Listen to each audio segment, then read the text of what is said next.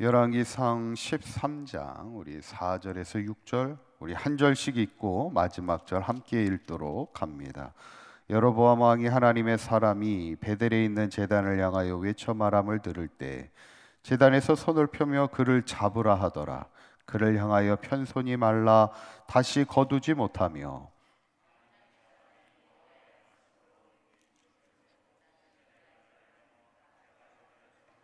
다 함께 읽습니다. 왕이 하나님의 사람에게 말하여 이르되 청하건대 너는 나를 위하여 내 하나님 여호와께 은혜를 구하여 내 손이 다시 성하게 기도하라. 하나님의 사람이 여호와께 은혜를 구하니 왕의 손이 다시 성하여 전과 같이 되니라. 아멘. 할렐루야. 우리 지난 시간에 이제 여로보암이 북이스라엘의 위하여서 예루살렘을 대신할 그 금송아지를 베델과 단에 세우는 것을 보게 될 때 이제 하나님의 사람이 유다에서부터 와서 여로보암에게 경고의 메시지를 주죠. 이 베델의 제단이 갈라지고 재가 쏟아질 것을, 하나님의 심판이 임할 것을 말씀하는 것을 보게 되면서 하나님의 사람이라는 것, 하나님의 사람이 된다는 것이 첫 번째는 하나님의 부르심에 순종하여 어디든지 간다는 겁니다. 어쩌면 유다에서부터 생명을 걸고 주의 복음을 말씀을 전하기 위해 오게 되는 것을 보게 되는데, 오늘 두 번째 특징은 뭐냐면 하나님은 그런 또 하나님의 사람을 지키신다는 거예요. 한번 따라해 보실까요? 하나님은 하나님의 사람을 지키십니다. 오늘 여로보암이 이 하나님의 사람을 통해서 이 경고의 말씀을 들을 때 어떻게 하냐면 4절에 있는 말씀을 보면 이렇게 이야기하죠. 다시 한번 읽어봅니다. 시작. 여로보암 왕이 하나님의 사람이 베델에 있는 제단을 향하여 외쳐 말함을 들을 때 제단에서 손을 펴며 그를 잡으라 하더라. 그를 향하여 편손이 말라 다시 거두지 못하며. 지금 그 경고의 말씀을 메시지를 듣고 나니까 이 여로보암이 이제 아무래도 화가 나겠죠. 자기가 세운 제단이 갈라지고 부서진다는 이야기를 들을 때 그때 하나님의 사람을 향해 손을 펴가지고 그 사람을 잡으라고 이렇게 지시를 하게 됩니다. 그때 그 손이 어떻게 돼요?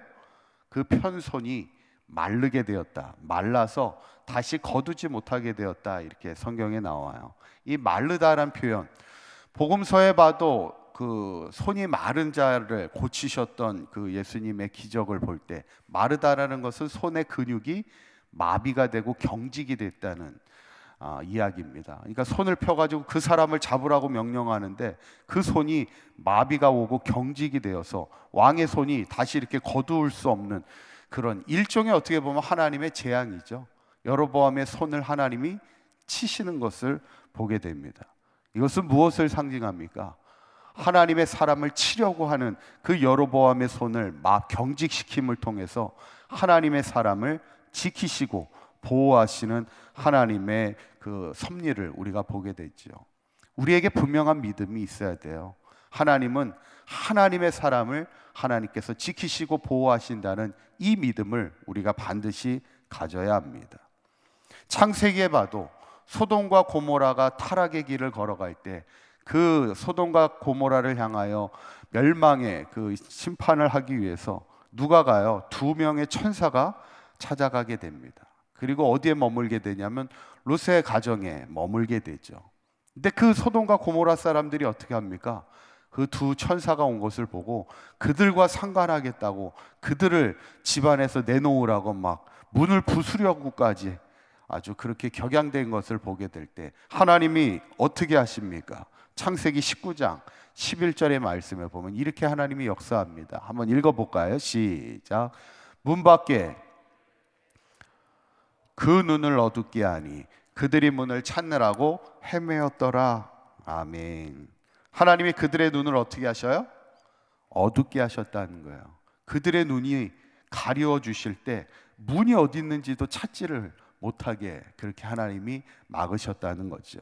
하나님은 하나님의 사명을 감당하는 자를 어떤 외부에 또 하나님의 어떤 대적으로부터 그 손을 지켜주시고 보호하시는 그 삶을 살아간다는 것인데, 저는 바라기는 우리 사강계 모든 성도님들이 우리가 하나님의 사명을 감당하면서 특별히 기도의 사명을 감당하는 우리에게 하나님께서 대적의 손으로부터 항상 지키시고 보호하신다는 이 믿음 안에 늘 승리하며 살아갈 수 있기를 간절히 축원합니다.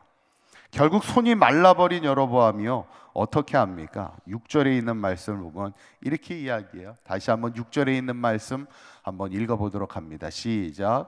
왕이 하나님의 사람에게 말하여 이르되 청하건대 너는 나를 위하여 내 하나님 여호와께 은혜를 구하여 내 손이 다시 성하게 기도하라.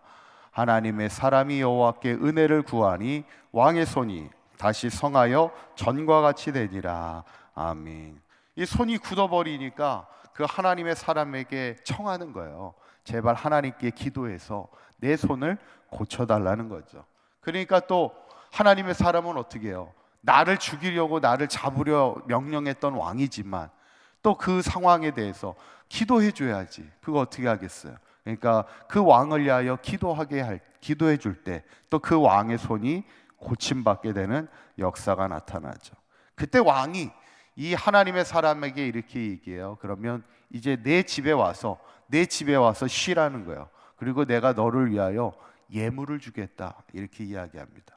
근데 이 이야기를 이렇게 가만히 보면 이거는 일종의 감사의 표현 같지는 않아요.